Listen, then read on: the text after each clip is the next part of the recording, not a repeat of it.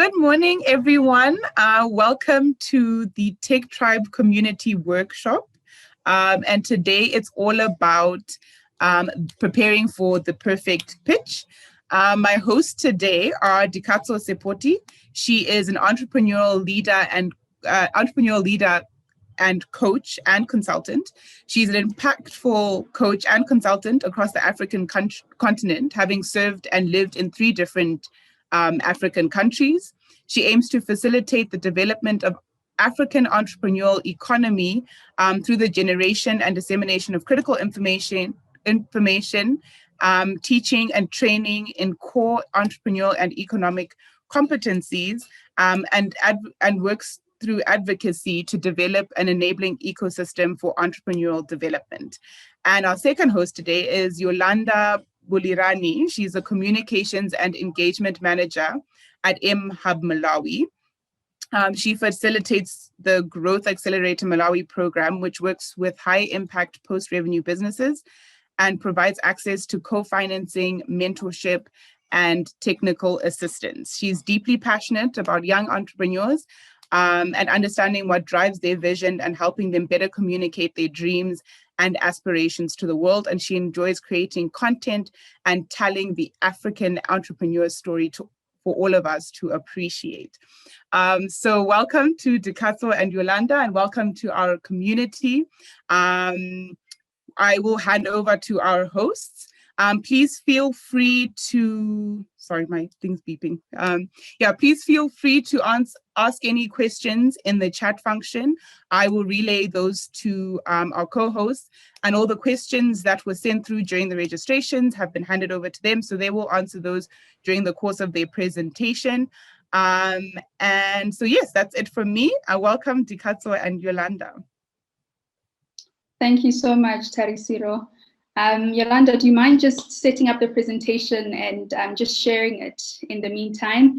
Good morning, everybody. Maybe just as we are getting the presentation up, let us know where you are dialing in from. And in one sentence, just tell us a little bit about your business.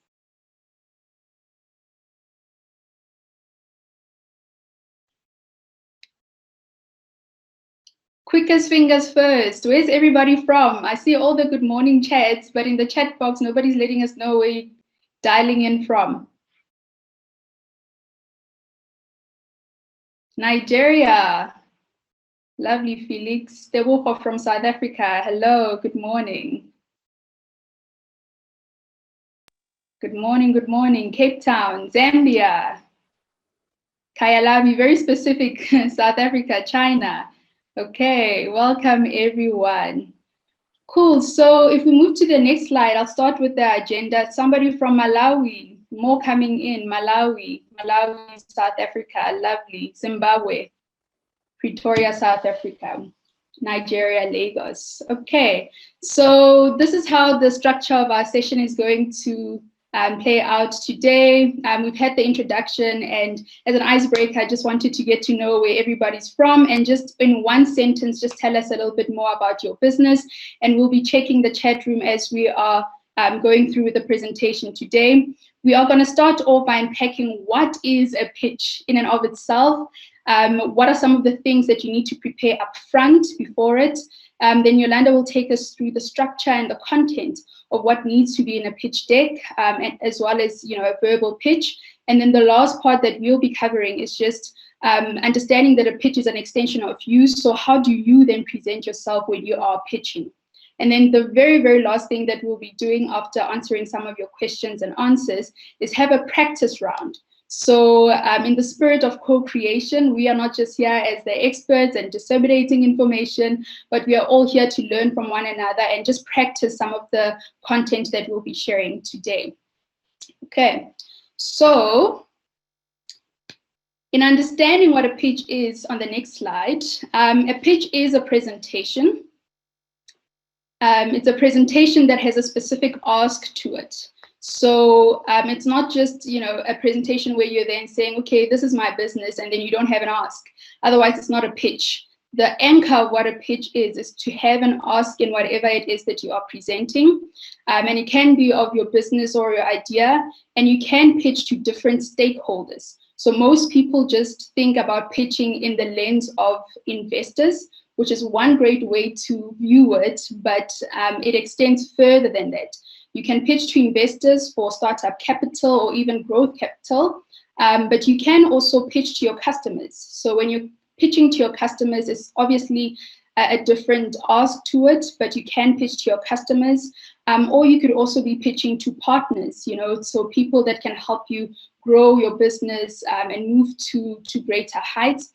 And one example, and there's a case study that is so beautiful by a gentleman in Soweto. He wanted to start a bakery of savory food. And he thought to himself, okay, cool, I need money, but what do I need the money to do for me? I needed to buy me infrastructure, I need to get equipment, and so forth. And he thought to himself, how can I then get the same resources that I'm looking for without the startup capital, because I don't have it right now? So then he decided that he'll go to a local bakery store and just request to use the facilities there in such a way that allows him to operate when the bakery owner is closed. So he said to them, you guys open at 5 o'clock in the morning and close at 6 p.m. in the evening. Can I come in at 6:30 in the evening and make sure that your premises is clean and ready for you to use by the time 5 a.m. comes? And then I'll take everything that I've produced in the bakery and I'll go make home deliveries of the product that I've got. So thinking innovatively and thinking about some of the partners that you can have is also important. And you can pitch in that way as well. An important thing is that your pitch must tell a story. Each person will have a very different story and a very different reason why they're going into business and what it is that you're looking for. And people usually just pitch because they need resources. Okay, most importantly as well, when you are pitching, especially in the lens of pitching to investors, you need to have some kind of proof of concept. So I know there are different competitions that might take place. So if you are entering like a pitching competition, it's obviously very different. So if somebody says, or an organization comes and says, we are looking for the best ideas in this field, then they're just looking for ideas. But it can then, extend further to that. If you're looking for investment in terms of startup capital or growth capital, you do need to be able to prove your concept and say, I have an idea.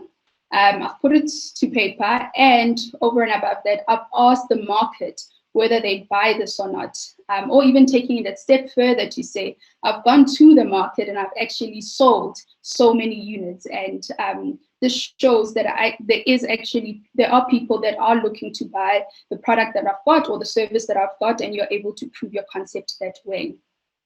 There are many different types of pitches. The ones that we are going to be focusing on today is a live plan pitch, which speaks to the visual aids as well as you speaking verbally when you are pitching. We can then move on to the next slide. And when you're preparing for a pitch, okay, so usually people only think about, okay, cool, I just need to get my presentation done and I need to go off and sell this idea to the people that I'm pitching to and everything will be okay. But there's a lot of preparation work that comes with it beforehand. So you need to be able to define your business. And my understanding is that most of you have already done the investment workshop before. So you would have been exposed to things such as the lean canvas and the business model canvas, which is perfect because what that helps you to do is to define how your business will operate. So understanding your why, what is it that you're actually trying to sell? How are you actually going to sell it? How are you going to be making money? So understanding that is very important because you are the business owner and nobody knows your business better than you do. The second thing that is important with preparing for your pitch is doing and conducting extensive research. I can't stress this enough, okay? Put some statistics behind your idea or your business and let it tell a story, okay? Evoke some kind of emotion. So there's great resources with, Status A or even the Entrepreneurship Monitor Guide. There's different sources that you can use to get statistics. But having statistics helps you then define the kind of problem statement you want to put together, and it evokes emotion. So for example, in the year 2100, 40% of the world population will be African. Okay, that's a stat. Now you need to be able to use that stat into your problem statement so that whoever you're pitching to really gets to understand why this is a problem, how many people does it actually affect, and ultimately, how are you then going to solve it? The third part around preparation is understanding your audience. So depending on who you'll be pitching to, your story will differ slightly. So if you are then pitching to an investor, they'd usually have a guide in terms of what it is they're looking for. So they'll give you the terms up front. With most investors, they'll give you the terms up front. They'll let you know which phase of business they usually invest in. So having that information up front helps you prepare the kind of pitch that would work in your favor. The other kind of audience that you can have are your customers. So if you're pitching to your customers, having a pitch deck might not always work.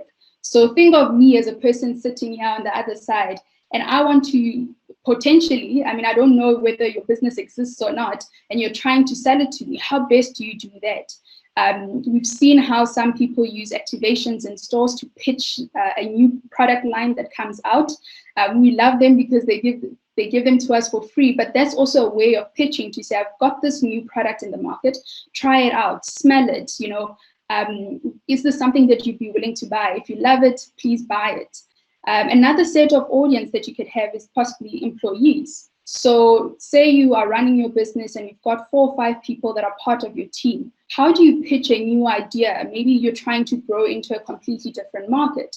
How do you put a pitch together in that regard so that you can convince your employees that this is a great opportunity for you guys to go into? And the list goes on. So with competitors as well, often people look at competitors and don't want to engage with other competing firms that are in the market, but this presents a beautiful opportunity for collaboration.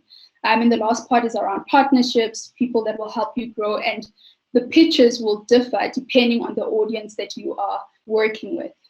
The fourth part to the preparation that you need to do is to have a call to action. So we spoke about it earlier on to say a pitch without an ask is not a pitch. It's another presentation and you're just sharing your story.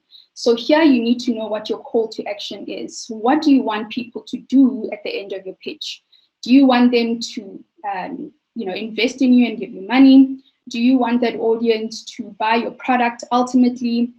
Do you want to barter the skill sets that you have, and there's some kind of value exchange there? So know what it is that you're looking for, know what it is that you want to ask, and have a call to action. And that is your secret weapon. And the last part around preparation is to practice, okay? We know the old saying that says practice makes perfect. So practice, practice, practice is what will get you refined and getting better and better and more confident in the kind of content that you need to share. So thank you, Yolanda. We can move on to the next slide.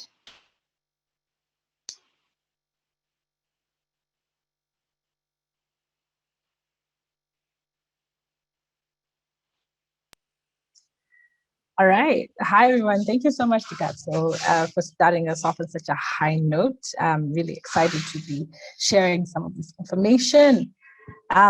Okay, so let's get right into it. We are going to be looking at the structure and the content of a pitch. I like to think about a pitch like a story. And what it does is, with every statement and with every slide that you share, what you are doing is answering a question that a person has in their mind. And aside from that, you are trying to build trust. So as you share information, as you're continuously talking about your business, you are actually building trust in the listener. So let's take those things in the back of our minds as we get into it. So the first slide in your pitch deck is the introduction slide. I like to think of the introduction slide as a slide that packs the punch. This is where you establish yourself and you make people listen. And some of the information that you can include there, obviously, it's your name and the name of your business, but think of a key descriptor or key metrics that will make the listener listen. I like to use things like revenue generated. So for example, my name is Yolanda Buliarani and I'm running this business. We have generated over $200,000 in the past 5 years. Immediately someone's ears perk up because they want to understand you have established your business. You can talk about the number of your employees. You can talk about the number of years you've been available. But think about that key metric about your business that's going to make someone sit up straight and want to listen to what you have to say. Other thing we talk about, which is the next slide, is the problem statement. Now I'm going to think about this a little bit. Your problem statement is what problem are you solving and whose problem are you solving? Adikaso talked about the statistics, sharing a statistic, a key metric that will evoke emotion and that will make people listen. What I usually find is that people talk about a statistic that is entirely unrelated to the business that they're trying to pitch, entirely not even in the ballpark. So I'll give you an example. Malawi has, I'm from Malawi, by the way, so this is why I'm using the statistic in my head. Malawi has a 60% youth unemployment rate, yeah? And then you start to talk about a system that's supposed to help in the facilitation of job creation, or a system that's supposed to help in the recruitment process. Your statistic is so big, it's huge. Yes, Malawi has a 60% unemployment rate, but how does that relate with the service you're trying to offer? What I usually advise is you need to water down that statistic. You've given us the big statistic, now give us the smaller statistic. What about in the central region? What about in the capital city of Lilongwe? What about in the place that you're trying to deploy this solution? What's the unemployment like there? So you want to look at what problem are you solving and whose problem are you solving? Are you solving the government's problem of unemployment, or are you solving the problem of the individual who can't find a job? This brings us to the next slide, where we want to talk about the solution. Now that you've established the problem and whose problem you're solving, we want to understand, does your solution actually address the problem? So we want you to expound on your solution and how it solves that problem and how it works. I usually advise that on this slide, you can even expand it to 2 slides. If you have a picture of your solution, you can put it up. If you want to explain how the solution works, how a user would interact with it, what that experience is like. You want to make sure that the solution is tallying with the problem, that I'm moving with you, I'm moving with your story. Now, when looking at the solution, a key thing to highlight is what we call the value proposition. And this is talking about what value are you proposing to your client, or what value are you proposing to your customer? What value are you offering them now that they're interacting with your business? And this is really what sets you apart from your competition. What's that special thing that you're offering people that's different than what's already there in the market?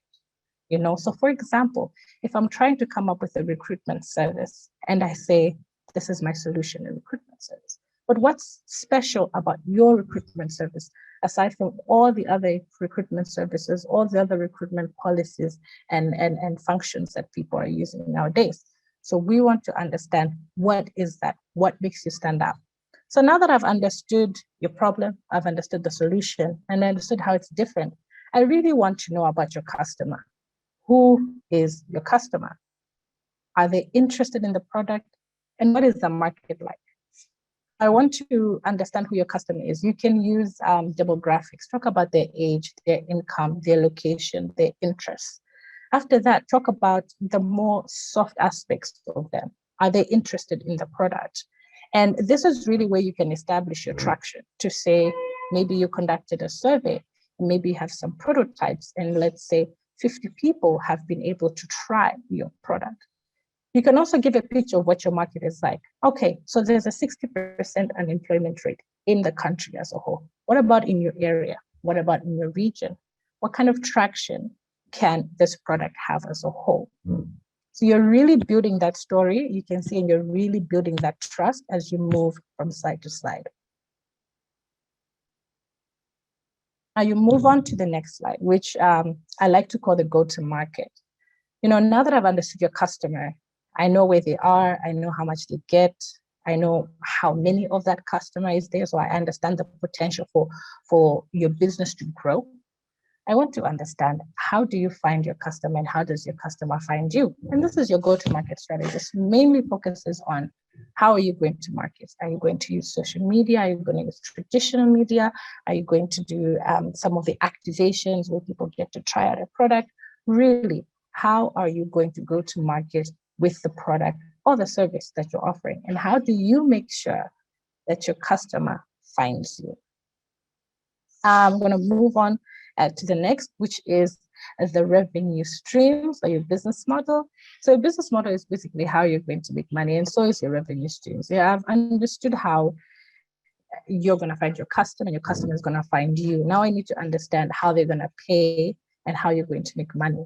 Is it off of commission? Is it off of subscription? Is it a direct transaction where it's cash and carry? I want to be able to understand that, and I want to also be able to understand the pricing of your product. How much is it?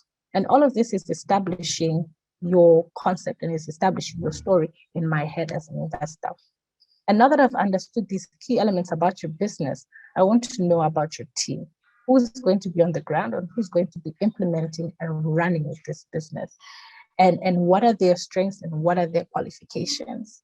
I like to put strengths as well, because sometimes our qualifications tend to limit some other skills that we have that would be very important for the business. For example, if you are qualified to be an engineer, but you have a great skill of presenting and you have a great skill of networking, this can be easily lost if people only highlight the qualifications. So it's important to also highlight what are the key strengths that some of the people in your team do have. And going towards the end, we're looking at financial projections. I know your team, but as an investor and as a person who is interested in growing businesses, I want to understand what this business will look like in 1 year, what it will look like in 2 years in terms of its monetary value. So now I want to look at your financial projections. And displaying these financial projections can range from displaying a whole statement to just sharing some basic metrics, sharing units sold, revenue, overhead expenses, et cetera, just something that allows someone to visualize what financials will look like. And finally, what also Picasso highlighted was your ask. How much do you need to make this happen? Where are you going to spend it? And think of other ways, such as, partnerships research. So if you're looking for a large chunk of money, I want to understand how you're going to spend it, and it needs to relate directly to what you've pitched in front of you. You don't pitch for another business and ask something entirely unrelated. I want to understand how these things are going to plug into your business, and they're going to drive the revenue, or they're going to drive the conversion. As you're thinking around your ask, you can think about things like partnership. We've had people pitch for partnership opportunities. We've had people pitch for research opportunities, especially those that are developing new business, that are developing new products. They'll pitch for, we would want research space, want research time to help us really develop this product into something that is viable, something that is bankable. And those are generally the key slides that you will need on your pitch and how you need to structure your pitch. And depending on how much time you have, this can range between 3 to 5 minutes. Most people think that that's a very little time, but actually it helps you to be very concise and precise. A key thing is to just make sure that you have straightforward information on your slide. Don't go round and round. Make it flow like a story, exactly the way I've been able to display it now. Just some additional points on that, speaking at my time, just some additional points on that. Depending on who you're pitching to, there are certain slides that are important to include in your pitch. And of course, there's definitely a case-by-case basis. So sometimes you want to include a sustainability plan. This is mostly for people who are looking at grants. When they receive a grant for their business, how do they intend to grow it and sustainably grow it so that they do not become what we call grantpreneurs, but instead they can grow the amount that they have received and continue pursuing other commercial forms of capital. And there's some who would also want you to include milestones. If you do have an ask that is financial, what are some of the milestones that you intend to achieve? after getting that financing. And the common one that we see nowadays, because we do have a rise in social enterprises, a rise in social entrepreneurs, is the social impact that your business intends to make on the market. And those would be some of the additional slides that I think you can include. But I think I always stress the point that tell a story, answer a question, and let your pitch flow. And that's really the key to going through all these slides and going through them seamlessly. Okay, I'm gonna hand it over back to Katso to take us to the next slide. Awesome. Thank you so much, Yolanda. I see everybody in the chat. Felix, we see you with Spikes Media. Karen, a postgrad selling designs. I love to see it. Barbara, Rose Garden at Kudzai with the perfume distributor. This is really amazing because as an extension of the content that you already have, what's equally as important are some of the non-verbal cues. So you are an extension of your pitch, and how you present yourself often lets the investor or the audience that you're pitching to get an understanding of whether you'd be somebody that they want to bet on or not. Some investors have said sayings such as, we bet on the jockey and not the horse. In other words, we bet on the individual, and irrespective of the kind of business they run, because we know businesses can fail or they can succeed, we will know that this person has good character and would pick themselves up again and keep moving. So you are an extension of your pitch, which is really important to know. So some of the considerations that you need to have is around language. So you need to know your story. Yolanda painted it so beautifully to say, let it flow. And the more you know your story, the more you know your statistics, and the more you know your business, the better it builds your confidence. And when we speak about language, an example would be in the medical field. You wouldn't expect a doctor to say, if they're referring to their patient and say, that thing, that person, and not necessarily have the right terminology, or when they're trying to call it COVID or something to that effect, a specific name within the medical space, and they refer to it and to different things that they don't necessarily have the language for it. It's the same in the space of entrepreneurship. Knowing the language to speak is also important. I'm not speaking about English here. I'm just speaking about some of the elements. So when we speak about a business plan, when we speak about revenue models, you need to know what we are referring to, and it helps your case in that way. Facial expressions. It is said that there are more than 10,000 different facial expressions that an individual can have on their face. So when you're presenting your pitch, please smile, be warm, be welcoming, show that you're as excited about your business as you want your audience to be. So smile, just let the audience know that you're very passionate about what you're speaking about. Body movements. When we get nervous, sometimes people will just, do different gestures. Some people will nod the whole time as they're speaking, or some people would use their hands too often and you don't know what to focus on and everything is everywhere. So just make sure that with your body language, you're also just controlled. You breathe, you nod when it's necessary, you disagree where it's necessary, you use your hands appropriately, and so forth. Posture is another important one. So if Yolanda and I were here, and as we were speaking, we're sitting like this, like you should say, when you're pitching your presentation, you just need to have the right kind of content and the structure. You wouldn't necessarily take us seriously, right? So your posture is important because you can have certain character traits that are portrayed. So if you want to exude confidence, you need to have a straight back, you need to have your head held up high, you need to speak as though you know what you're speaking about, with a lot of confidence that comes with it. So your posture is very important. Be careful and wary of that. With eye contact, it's important not to stare. So in this instance, we are chatting via, or we're having a conversation online. So it's tough to really, gauge and engage with people's eye contact because the presentation is the larger part of the screen. But if it was in a normal setting and we were having in-person conversations, People get so nervous that they freeze, and all they're doing is like staring at you like this, and they're just speaking, and they hardly even blink. So you don't necessarily want to stare. The rule of thumb and to have a good or healthy eye contact is just looking at this region over here. So above the eyebrows and just around the eye area is where you want to look whenever you're pitching, just so that it doesn't seem like you're staring at the individual. And if you're pitching online, don't just read off your slides and look down the whole time. Just make sure that you're also looking into your camera so that it shows that you're connecting with your audience. Another element is around paralanguage. So this often comes when we speak about sarcasm, and it speaks to the aspect of the voice that is different from the words you use. So for example, I could be here telling a story, and I want to show you how happy I really am. And me saying I'm so happy, it doesn't necessarily correlate with how I'm speaking right now. To show that you're happy, it needs to correlate with how you're saying it in your voice, which is very different to me saying I'm so happy to be here today and to be sharing this presentation with you.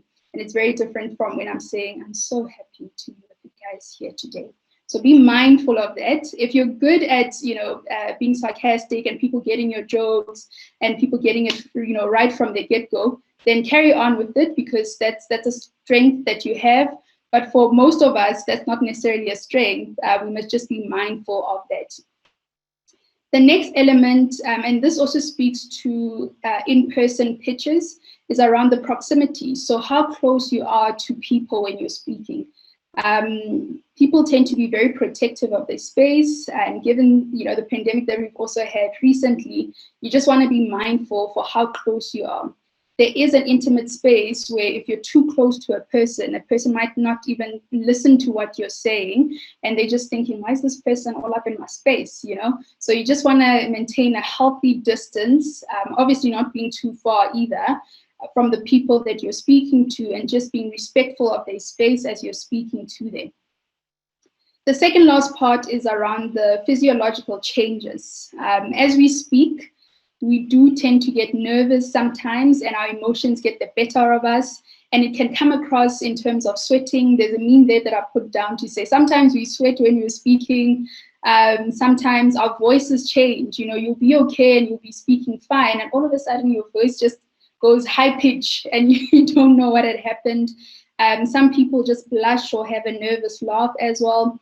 So if you are aware of how your body changes when you're nervous just before you speak, that's the first step to you trying to address it. So be aware of some of the things that you do, so that when you catch yourself doing it, you can correct it in time. Okay, so they do happen. It's okay for them to happen, but just be aware of them so that when they do, you know how to address it accordingly. And then the last part to this is to look presentable. Okay, obviously, depending on the kind of audience that you're going to be pitching to, just make a bit of an effort. Get your hair cut, shave if you need to, dress in your company branded clothing, dress professionally if that's what is required during the day, but just look presentable when you go. And the last part, because this pitch is an extension of who you are, you want your personality to also come through. So I think this summarizes a lot of the things that you would need to do over and above having the context and the contents that you'd need for a pitch as you are delivering the presentation. So I think this brings us to the end of our presentation, and we'll open it up to any of the questions that we might have. And Yolanda, I think from the questions that were shared with us before, maybe you can kick us off with one or two, and then I'll also just answer a few, and then we'll have a role play where you guys practice. Okay, so I'm just gonna have to stop the screen share right now, just so I can extract these questions. There were really a lot of questions. It was very exciting to have them all up. So, okay, so let's just start with this one. And this is, what is it that investors want to hear when pitching for a new invention? That's exciting. Okay, so I can definitely take that up. I think there are certain things that are key to making someone convinced about what you're saying. So the first one is, if you're pitching a new invention, this is definitely new. We don't know how to use it. We don't know how it works. So one of the key things to explain is the actual invention. What is it? How does it work? How do I use it? So just having someone establish what that is helps. And the next slide that you should pay attention to is your customers and traction. If it's a new invention, it means people are not already using it. And therefore, as an investor, I want to understand who's going to be using it. How big is that market? Is it a market that's going to grow? So that's definitely a slide to pay attention to and a point to put across. And the final slide that I would suggest to be the most important will be your ask. I want to understand, how much do I need to put in to this to make sure that it happens? And this is only because when it comes to inventions, these are products or services that require a large amount of research, maybe a large amount of development, to get them to a position where people can actually use them. Certification, licensing, IP, all of these are expenses that need to be considered. And so if I'm looking at pitching a new invention and I'm listening to someone who has a new invention, my thoughts are, how much money am I going to have to put into this for me to start getting my returns? So those would be some of the 3 pointers that I can share when pitching a new invention. Let me pick one that Dikatso. I can go for one. There was one around how do you pitch if you are a nonprofit organization? And I thought it was such an interesting one, because most people think that nonprofit organizations are organizations that don't make money. You have to make money. So in terms of the content that we've shared today, most of it will be very similar. You need to just change 1 or 2 things when you are, pitching a nonprofit. And the one element to it is the kind of impact that you want to have. And because there's a lot of social good that comes to it, you want to highlight how many people it will impact, how will it impact them positively, and show the benefit of you running that non-profit organization or social enterprise, right? Another element to it is when you are pitching, and say, for example, you're pitching to investors to get some kind of injection into your organization for a social enterprise, is to show that you will be sustainable, okay? So you'd still need to think of it in a way that will help you be sustainable. So showing how you'll be making money into your organization, highlighting what some of your costs would look like, and what profit would be left behind. And with that profit, obviously, you're not going to be sharing it with, shareholders, because the makeup of a social enterprise is very different from a for-profit enterprise. You just need to show the longevity of the business and how it will remain sustainable. So I think in a nutshell, it'll be very similar. You just need to make sure that you highlight the kind of impact that you have and how you'll remain sustainable. All right. Yeah, maybe you can go to another question. Yeah, I had one here that I thought was quite interesting, and it's a question that I come across quite often, and this is asking, how do you generate statistics for a field that does not have statistics? I am asking from Malawi, where information is limited. I can entirely relate. We do not have a lot of statistics that startups can work with, and a lot of them are quite large and far-fetched, that it's hard to pull from these large statistics and bring them down to address your business. So what I usually suggest is you really need to go on a hunt for your own statistics. And this is not having to look at websites and see what's already there, even though that's very important. But if you're trying to open a shop, for example, in your area, it's as easy as developing a survey and starting to collect that information for yourself, to say, in this community, we have 2,000 households, which is potentially a statistic that you can get from the housing census. And then from these 2,000 households, I've conducted a survey with maybe a sample, which is maybe 100 or 200 households. And of these 200 households, 80% of them are willing to use my product. This is research that you've conducted yourself. These are statistics that are going to support the type of service or product that you're trying to launch in the market. So it's all about now becoming creative about creating that traction. How do you prove to someone that there is actually an interest? You know, as entrepreneurs, we have so much faith in our products and our services, and we want to tell everyone that it's going to work, it's going to work. But we need to develop the data and the statistics that are going to support that whatever our business is, it's going to work. So it's time to get creative, and stop depending on only national statistics to get around in this entrepreneurship circles. No, absolutely. There's also a question from, I think it was Tony, who was asking, is there any need to mention the competition during your pitch deck? And I'll quickly answer it. And Yolanda, please feel free to also just add on to this. But it is important to show your competitors when you are pitching, because it lets the investor know, or the audience that you're pitching to know, that you've thought about the markets that you're going into. So when you're showing who your competition is and who your competitors are, you need to take it a step further to say, these are the players that are already existing in the market, and this is what they offer the market. Then where you come in is to show you what value you're going to be adding into that market. So the competition exists, and this is who they are, this is what they offer. But a step further is to say, because they offer this is the gap that I've identified, and this is how I will address it. So you need to show what value are you then adding into the market. I don't know if you want to add anything to that, Yolanda. Yeah, I mean, maybe I'll tackle it from where you can actually include it in your pitch.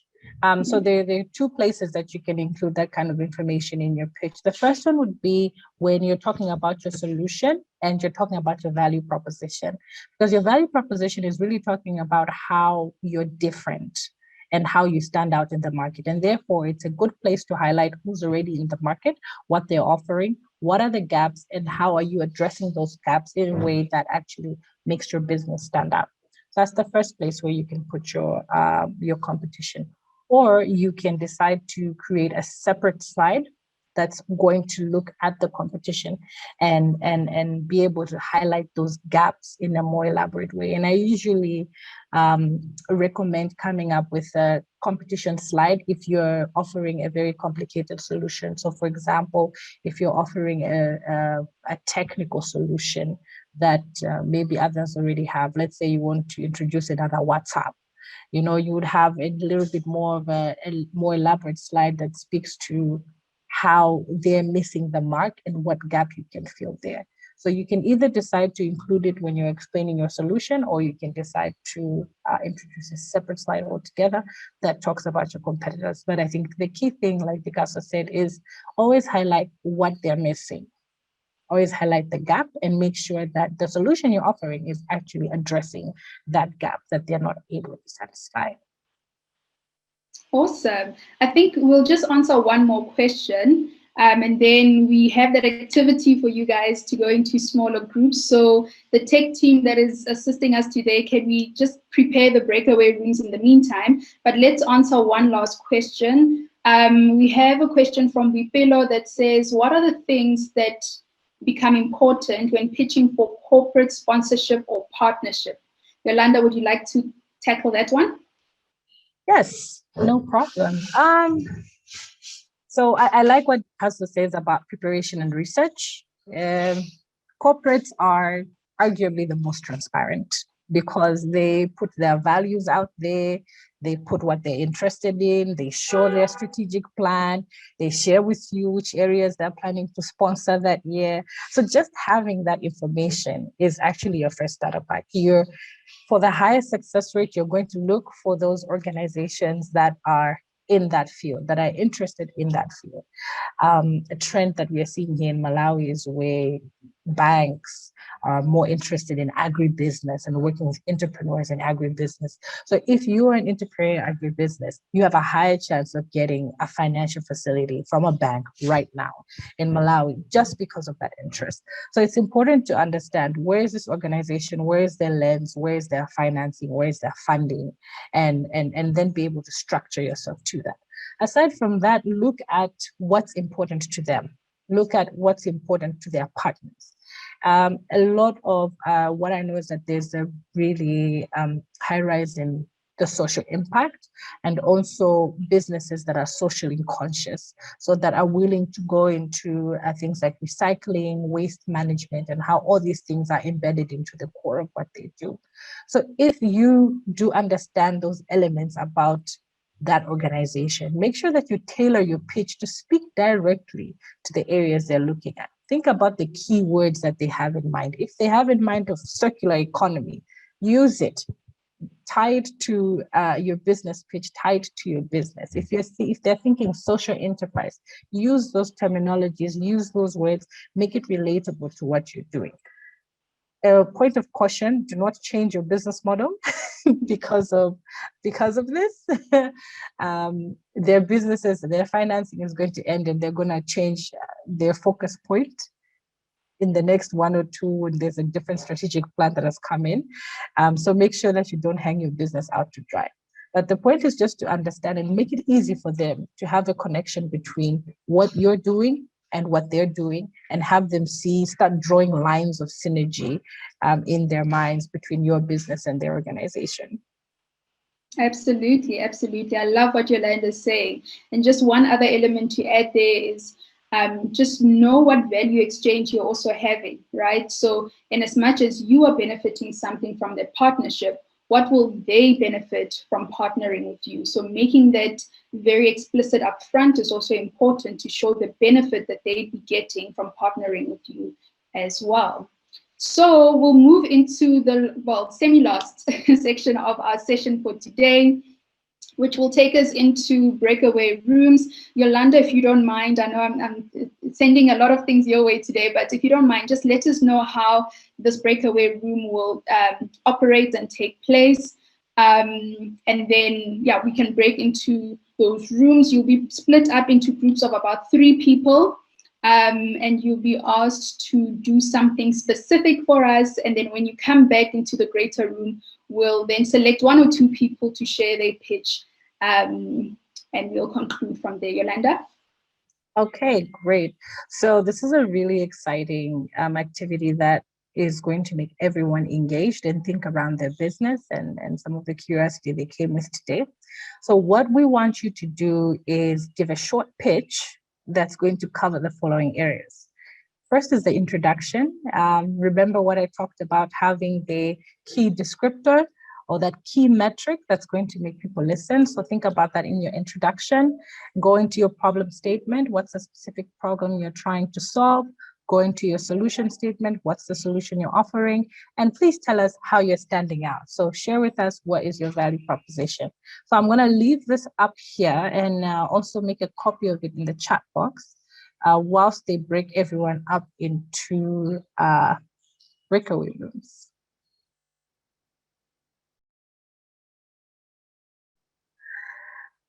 I hope those breakout sessions are great. Dikato, what do you think? Can we just kick off that feedback by having some of the entrepreneurs share what the experience was like in the breakout rooms? Yes, absolutely. Trying to practice the pitch. Share with us your experience in the chat box. And if it would help, because Yolanda and I were just saying that it feels like it's just the 2 of us in this workshop. It would be so nice to hear somebody's voice. So if you're brave enough to let us know how your session went, please just unmute yourself and join us and just let us know. I see a hand raised by some, oh gosh, I'm going to have some Kelly Seaway. Okay, can we have to unmute? Thank you so much. At least you tried. I like that. Okay, so I'm getting my name. We were in room 3 and we were 3. We had some challenges at the beginning. Our group, our members could not connect well when we started. And then, oh, okay. You want to see me? Okay, yeah, we struggled with the connection at the beginning, but we were able to connect. Samgelisi Wechunda, the founder and director of Sibayene Metro Farming. And at Sibayeni, we manufacture hydroponics and aeroponics systems. So we use those systems to produce our products. They help us to save about 95% irrigation water. We are able to save nutrients because the system recycles itself, and we're able to maximize our space. So we are currently producing in Gauteng, but we have 2 centers in Mpumalanga province.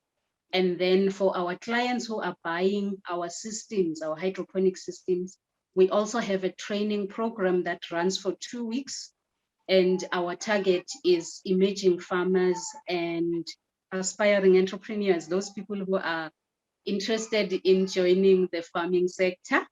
And we take them through the 2 weeks. We also create a network to assist them going forward. We sell our products in different ways to individuals, to restaurants, and also we take them out of the country to Botswana, Lesotho, and Eswatini at the moment. Thank you. Amazing. Woo! I like that a lot. I like that a lot.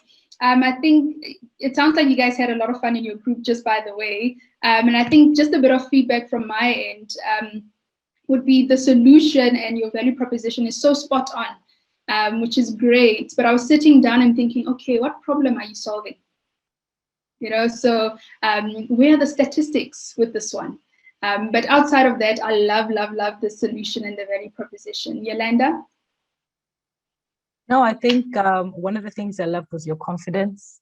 You were very confident about what you were saying. I believed that whatever you were selling works just from your voice projection. I think I'm sharing the sentiments with Dikato. It's like trying to understand how is the market growing and at what rate, you know? So I think that's something important to also include there. What are the statistics that are associated with it?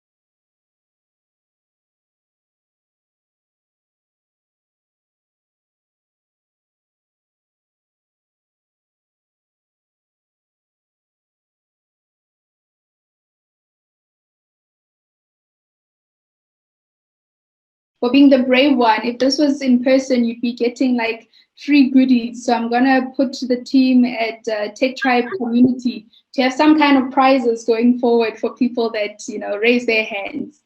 I think we can move to the next person. I see Tony has nominated the group leader, Melody. So Melody, if you're still online and you're keen to join us, please unmute yourself and share a little bit more about the practice round that we needed to do.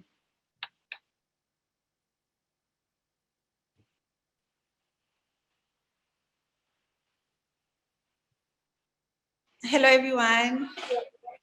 Hello, Melody. Yeah, so I'm Melody. I'm from South Africa. I can't put my video on because there's so much happening in my background. There's a baby and there's just chaos around me. So I'll just use my voice. So I'm Melody from South Africa, and I have a business that I co-run with my mom called At House of Kaise. And what we do is we paint your Ndebele-inspired patterns on your lifestyle items, fashion items, and your household items.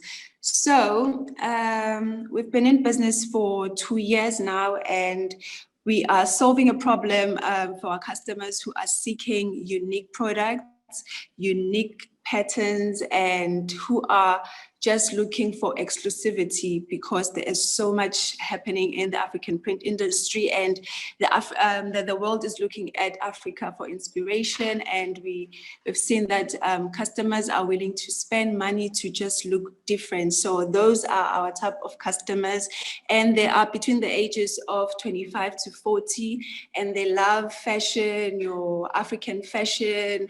They are outgoing, they are working class, they are most importantly techno savvy. They know how to use social media to process transactions in terms of buying and selling.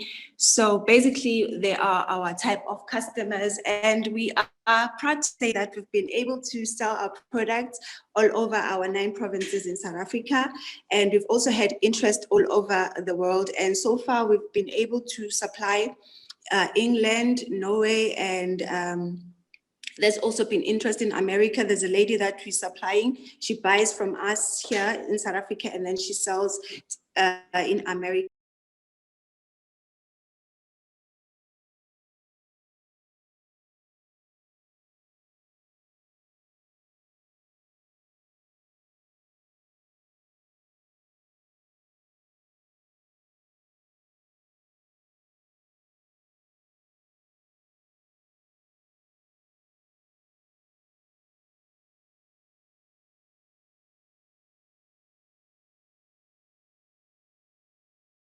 Exclusivity. If you want to look special, you want to look African in any form and way, we can sit down with you and give you a personalized taste or a client service that is beyond match for our customers.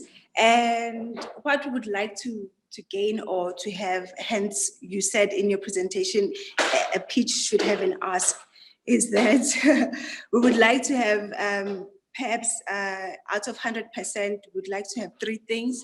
Would like to have 30% business mentoring, and then perhaps another 60 for assistance with e-commerce website, setting it up so that we can have a fully functional website, because now at the moment we're selling via social media. And the remaining percentages would like just assistance with the development and researches around digitizing our patterns, hence we hand paint with our hands. And yeah, thank you.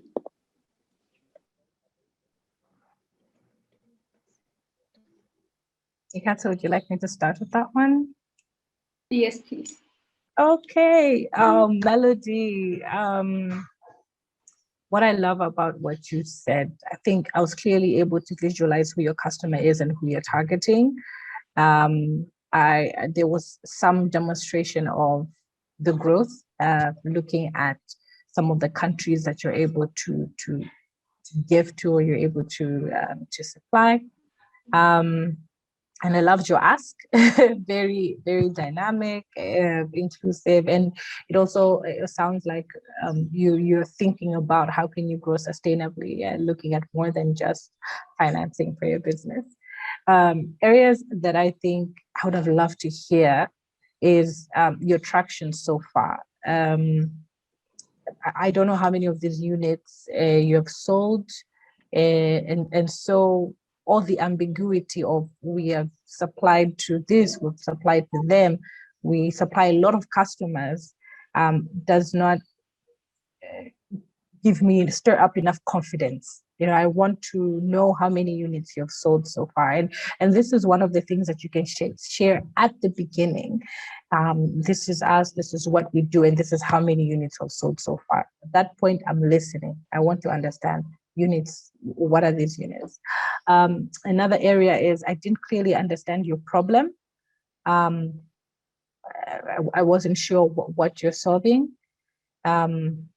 So it doesn't necessarily have to be a terrible problem like lack of water, but just self-expression, expressing your African heritage. And why is it that these young professionals, these young outgoing professionals want to purchase something like this? You know, you can focus on that to say, you know, they want to express their heritage, they want to embrace their culture, that even if they're in modern spaces, using modern appliances, they want to be able to show their flamboyant colors, or et cetera, so that you connect. Why is it that this customer base is interested in your product? Because if there's something that you're solving for your customers, then we know that the product is always going to sell. Absolutely. The one comment that I made here is, what is your problem statement? So it's very similar to Samkeli Siwe.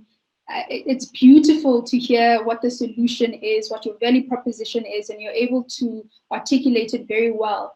But you need to take a step back and really highlight to your audience, what is the problem? How many people does it actually affect? And by doing so, it allows, you know, the people that are on the other side to have a clear picture to say, yes, there is a potential market here. And because this particular problem affects, let's say, 100,000 South Africans, if we reach out to those 100,000 South Africans and 20,000, you know, come in and buy in and purchase our services, then we know how much money we can make out of this. Okay, so really get the stats around the problem that you want to articulate, because that's part of your story. We want to know, what is the problem? How many people does it affect? What are the stats behind it? What does it mean? Why should we care? You know, so the problem statement is important. But outside of that, I'm loving the businesses so far. So we've got 5 minutes left. So that means we can only have one last person coming up. And Bipelo, I'm gonna expect you to be short, sweet, and to the point, so that we can honor the time and close off the session at 12:30 as previously communicated. Bipelo? Thank you so much for this opportunity. I'm a founder of Tutor Consultancy, and we have an arm that we call Africa Technology and Innovation Hub that we are presenting to you today. This comes because of the 58 million people that live in South Africa. This is according to the 2019 stats. 19 million of those, which is 32% of South Africans, actually live in the rural parts of South Africa. And I was born and bred in Kuruman, currently living in Cape Town. Having traveled across the country, I've realized that the rural people in South Africa are the most marginalized when it comes to opportunities. And I've decided that I want to take a stand and actually be there for my rural community, as a person who was born and bred in the rural community. So what I would like to do is, I would like to set up an incubation hub called Africa Technology and Incubation Hub in Kuruman, South Africa, to start affording the entrepreneurs in Kuruman to become real entrepreneurs, have access to the opportunities so that they can be able to scale their business, also attend to the hustlers, and make sure that we formalize their businesses and also scale their business. So I have not trained anyone yet to this day, so I cannot, unfortunately, provide those kind of stats.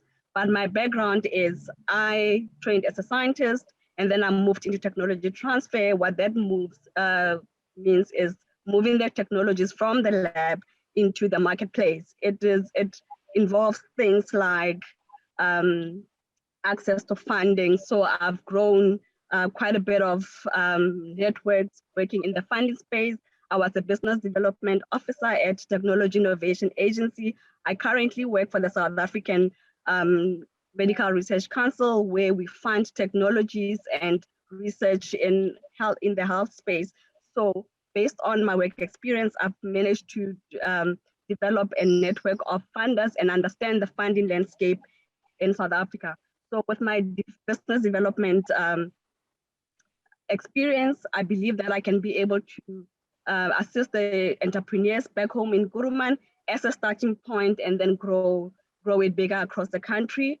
Also, what we are doing is to pilot a model. We will soon, actually, in April/May, we are still working on the final aspects of it. I would be launching an online incubation program as part of making sure that all the material is there and everything is available, test my model and know that it works and what still needs improvement.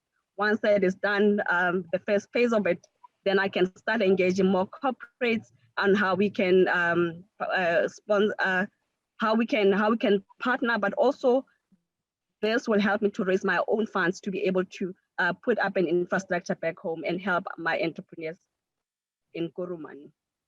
Thank you. Awesome. Thank you, Wipilo. That was really great. I thoroughly enjoyed it because it painted a picture. You took us on a journey. We understood where you were coming from. We understood the problem. Just two quick things from my side. One, when you're using stats, it's brilliant. Make sure it's the most updated because you never know the audience that you are speaking to might have the most recent statistics, and quoting stats that might be a little outdated might come off a little uncomfortable. Okay, so at the moment, we've got 60 million South Africans. That's our population in the country at the moment as of 2021. Okay, so and then the second part, I loved what you spoke about the traction, because you were honest enough to let us know that you're still building towards it. And in an instance like that, what you want to show and highlight a lot more is the kind of impact that you'll have then on this community should this project get going. Okay, Yolanda, in like 1 minute or 30 seconds, any feedback here for Wipilo? I think a good high for me is that you highlighted your skills and your background. That really came into play in terms of highlighting your value proposition, because when it comes to projects such as these, people have more faith in the people who are going to implement it than sometimes in the idea itself. You took us on a journey definitely about Kuluman, if I pronounced that right. What I would have loved to hear is, what is entrepreneurship like there? What are the type of entrepreneurs, and how is a hub the right solution for them? You know, so I think I would have loved it to be watered down to not only just providing opportunities, but I want to understand, okay, opportunities for who, and how is this really an opportunity for them? Yeah. Awesome. Thanks so much. Can I just make it just a quick roundup on that?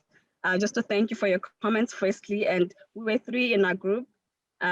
We had Karen, who had a well-developed idea, and unfortunately myself and Bright, we were not really, it's just one of those things where you see an opportunity to learn, and then you come in, but not necessarily that you've gathered enough information. But as I've mentioned, it's a work in progress.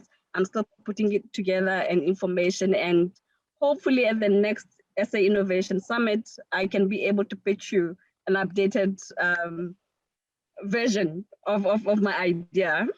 Yes, please. Yes, please. Thank you so much. I followed you on Instagram. Please follow me back so that I can stay in contact. Okay, perfect. So thank you so much for that feedback, and to your team members that also assisted in your group.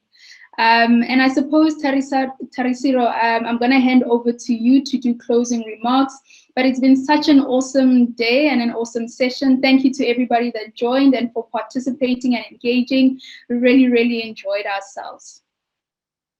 Thank you so much, Tikatso and Yolanda. You guys were amazing. I think everyone else can agree with me. You guys can agree with me in the chats there that you guys were amazing. It was so easy to follow, and the knowledge and the content there was so valuable. And and that's not just for me. I think everyone as well. We thank you on behalf of the TechTribe community and the SA Innovation Summit. Thank you very much. Continue the hard work and the advocacy for growing entrepreneurship in Africa and growing this African ecosystem for startups and to grow our economy. Thank you very, very much.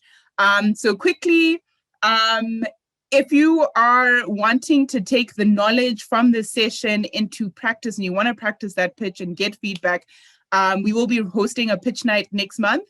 I've posted the link to apply in the chat, so please go have a look at that. Apply, and you may be selected to practice your pitch. We will be running, the TechTribe community will be running pitch nights throughout the year, so you will have an opportunity to practice.